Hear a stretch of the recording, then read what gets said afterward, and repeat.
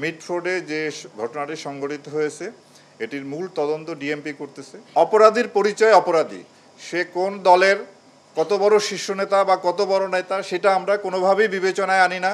মিটফোর্ডের ঘটনাটি প্রাথমিক তদন্তে আপনারা কি পেয়েছেন, কেন এই ঘটনা ঘটেছে এবং কতজন জড়িত? পাশাপাশি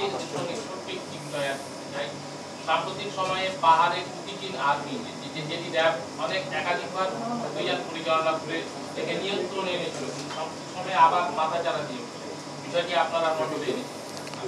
আপনার ধন্যবাদ। আপনার মিটফোর্ডে যে ঘটনাটি সংঘটিত হয়েছে এটির মূল তদন্ত ডিএমপি করতেছে। তারাই তদন্ত করে এর সঙ্গে কারা জড়িত কীভাবে সম্পূর্ণ বিষয়টা বের করবে এবং আমরা ছায়া তদন্তের মাধ্যমে আমরা ডিএমপিকে এক্ষেত্রে সহায়তা করছি।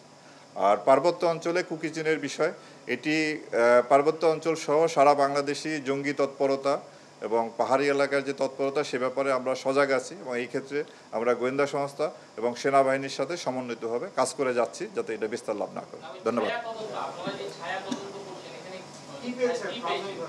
ছায়া তদন্ত আমরা গতকালকে থেকে এটা শুরু করেছি এবং এই বিষয়ে যে আপনারা তদন্তকারী সংস্থা তাদের কাছ থেকেই বিস্তারিত জানলে ভালো হয় বিষয়টি। আমরা আমাদের এটা গোপনে কাজটা চালিয়ে যাচ্ছি। ধন্যবাদ।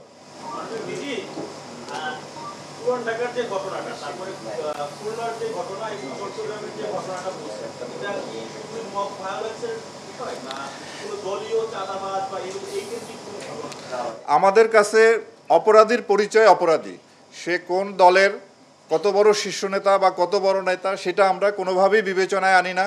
যে অপরাধের সাথে সম্পৃক্ত হবে আমরা তার বিরুদ্ধে কঠোর ব্যবস্থা নেব। এখানে দলীয় পরিচয় আমাদের কাছে কোনোভাবেই মুখ্য নয়। ধন্যবাদ।